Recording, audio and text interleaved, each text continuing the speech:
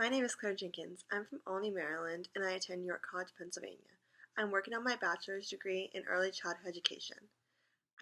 I have always wanted to help people around me, which is why I was originally a nursing major. I realized that I wanted to teach the future of our generation. I have always felt a connection between children, especially on my mission trip to El Salvador. I believe that every child deserves an outstanding education with teachers who care and want to help them succeed. I want to be a role model to young children and help mentor them through their educational journey. As a child, I was only exposed to a small amount of technology, such as videos. However, as I grew up, more technology came out and I was exposed to much more, which gave me a better understanding of the world of technology. Educational tech helps students explore the world of technology as it relates to their own lives.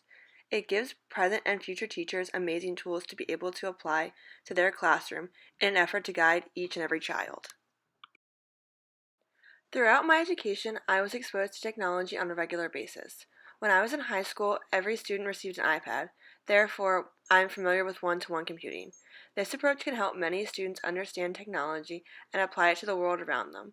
I believe one-to-one computing is a positive way to help students become familiar with technology at a young age, as well as help students who may be having difficulties in school. I believe mass customized learning is a positive thing for many students with different difficulties.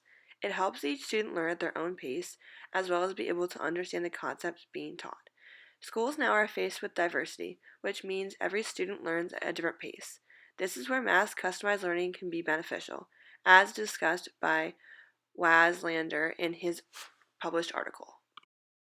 When I was in high school, every student received an iPad. Therefore, I am very familiar with one-to-one computing. This approach can help many students understand technology and apply it to the world around them. I believe one-to-one computing is a positive way to help students become familiar with technology. In their study, Bell and Kay found that teaching and learning practices changed when students and teachers were provided with laptops or iPads. Online learning is another approach to education. This allows students to have more flexibility and to be able to work at their own pace. This can be helpful with students who need more attention, but can also hinder students who may not understand technology or how it works. In an article reported by Song, the purpose of this study was to gain insight into learners' perspectives of online learning. The ISTE standards have many key points for both teachers and students to follow, which helps integrate them into the world of technology. One of the most important standards for educators is number 6, which is a facilitator who guides learning with technology to support each student as they grow in their education.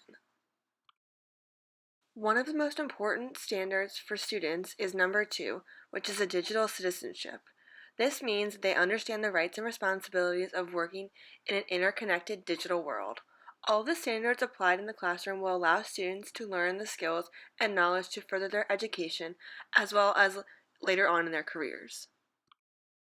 One traditional philosophy that I plan to use in my classroom is humanism. This philosophy helps to use technology to connect children to people from different backgrounds and cultures. This is helpful because it gives students an insight into the world around them. I have seen the use of these standards and technology in the classroom through my field experience. I was able to give a short lesson that involved technology in a one-to-one classroom, discussing new information about the parts of the computer. The tool I found to help guide students was Nearpod. They were able to follow along as I discussed the different parts of the computer and how important they were.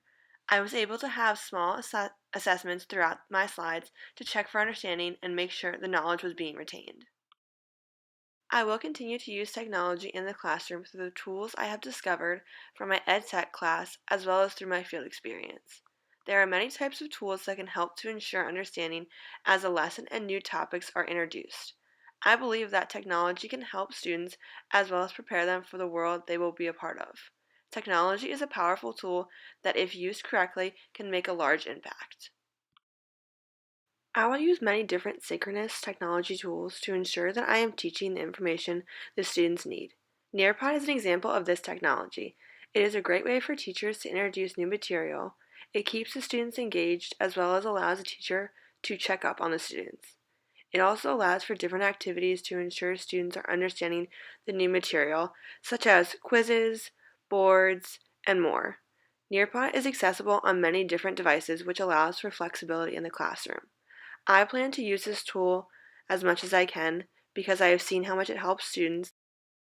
I also plan to use many different asynchronous technology tools in my classroom to help students understand new material. The tools I plan to use are Educreation and Flipgrid. These tools can help for students to understand the new material in unique ways.